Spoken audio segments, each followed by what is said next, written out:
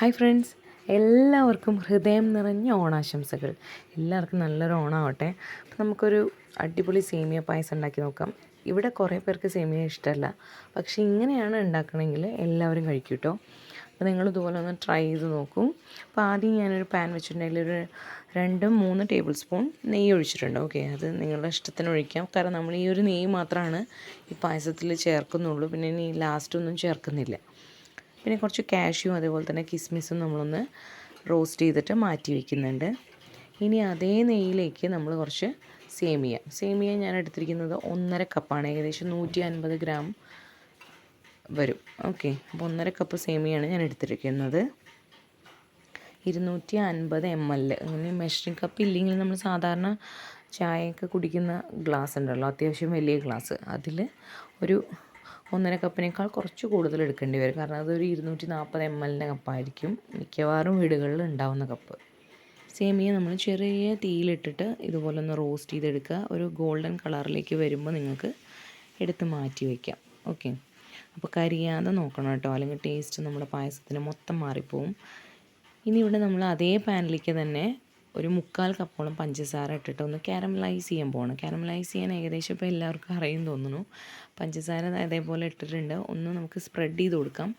പിന്നെ ഇളക്കൊന്നും ഇവിടെയും നമ്മളിത് ഒരുപാട് കരിഞ്ഞ് തനിയെ മെൽറ്റായിട്ടൊരു ഗോൾഡൻ കളർ വന്ന് തുടങ്ങുമ്പോൾ മാത്രം നമുക്ക് നമ്മുടെ പായസത്തിൻ്റെ ടേസ്റ്റ് മൊത്തം മാറും. അപ്പോൾ നല്ലൊരു ഗോൾഡൻ കളറിലേക്ക് വന്നു കഴിഞ്ഞാൽ നമുക്കിതിലേക്ക് ഒരു 1/4 തൊട്ട് 1/2 കപ്പ് വരെ കണ്ടൻസ്ഡ് മിൽക്ക് ആവാം. അപ്പോൾ നിങ്ങളുടെ അവൈലബിലിറ്റിക്ക് അനുസരിച്ച് ചേർക്കാം. ഞാനിവിടെ രണ്ടിൻ്റെ ഇടയിൽ ചേർക്കുന്നുണ്ട്. 1/4 കപ്പും അല്ല 1/2 കപ്പും അല്ല, അതിൻ്റെ ഇടയിൽ ഞാൻ ചേർക്കുന്നുണ്ട്. എനിക്കത് ബാക്കി ആവശ്യമുണ്ട്, അതുകൊണ്ടാണ്. അപ്പോൾ നിങ്ങൾക്ക് 1/2 കപ്പ് വരെ ചേർക്കാം. ഓക്കെ, ഇനി ഇത് നന്നായിട്ട് ഇതുപോലെ മിക്സ് ചെയ്ത് കൊടുക്കുമ്പോൾ തന്നെ കണ്ടില്ലേ, നല്ല അടിപൊളി ഒരു ചോക്ലേറ്റ് അല്ല, എന്താ പറയുക, ഒരു ടോഫി ഫീലിലേക്ക് വരും. ടോഫി സേമിയ പായസം എന്നും വേണമെങ്കിൽ നമുക്കിതിനെ പറയാം. ഇനി ഇതൊന്ന് മെൽട്ടായി വരുമ്പോൾ നമുക്കിതിലേക്ക് കുറച്ച് വെള്ളം ചേർത്ത് കൊടുക്കാം. 1 കപ്പ് വെള്ളം ഞാൻ എടുത്തു വെച്ചിട്ടുണ്ട്. എന്നിട്ട് തണുത്ത വെള്ളം തന്നെയാണ്, നോർമൽ വാട്ടർ. അപ്പോൾ അത് നമ്മൾ ചേർത്ത് കൊടുക്കുമ്പോൾ ഇത് ഒരല്പം കട്ടയായ പോലെ തോന്നും. പേടിക്കേണ്ട, പെട്ടെന്ന് തന്നെ മെൽട്ടായി കിട്ടിക്കോളും. ഇനി ഇതൊന്ന് മെൽട്ടായി വരുമ്പോൾ നമുക്കിതിലേക്ക് പാല് ചേർത്ത് കൊടുക്കാം. അപ്പോൾ 2 ലിറ്റർ പാലാണ് ഞാൻ എടുത്ത് വെച്ചിട്ടുള്ളത്. പക്ഷേ ആദ്യം തന്നെ ഒഴിക്കുന്നില്ല, ആദ്യം ഞാൻ 1 ലിറ്റർ പാൽ ഒഴിക്കുകയാണ് ചെയ്യുന്നത്. എന്നിട്ട് അത് നന്നായിട്ട് തിളച്ച് വരുമ്പോൾ നമുക്ക് സേമിയ ഇട്ട് കൊടുക്കാം. അപ്പോൾ ഇനി ഇതിൽ മെയിൻ പ്രോസസ്സൊന്നുമില്ല. ഇനി ആ സേമിയ പാലിൽ കടന്നിട്ട് നന്നായിട്ട് കുക്കാവണം. കുക്കായ ശേഷം നമ്മൾ ഇനി മധുരം വേണം എന്നുണ്ടെങ്കിൽ കുറച്ചും കൂടി ആഡ് ചെയ്ത് നോക്കാം. അപ്പോൾ അതുകൊണ്ടോ നമ്മളുടെ പായസം നല്ല തിക്കായിട്ട്, അതേപോലെ തന്നെ സേമിയ അത്യാവശ്യം കുക്കായിട്ട് വന്നിട്ടുണ്ട്. അപ്പോൾ നമുക്ക് ഇനി ഇതിലേക്ക് ബാക്കിയുള്ള പാലും കൂടി ഞാൻ ചേർത്ത് കൊടുക്കുകയാണ്. എന്നിട്ട് നന്നായിട്ട് മിക്സ് ചെയ്ത ശേഷം ഒരു 3/4 കപ്പ് പഞ്ചസാര കൂടി ഞാൻ ആഡ് ചെയ്ത് കൊടുക്കുന്നുണ്ട്. അപ്പോൾ അത് നിങ്ങളുടെ മധുരത്തിനനുസരിച്ച് 3/4 to 1 കപ്പ് കൂടി നമുക്ക് ആഡ് ചെയ്യേണ്ടി വരും.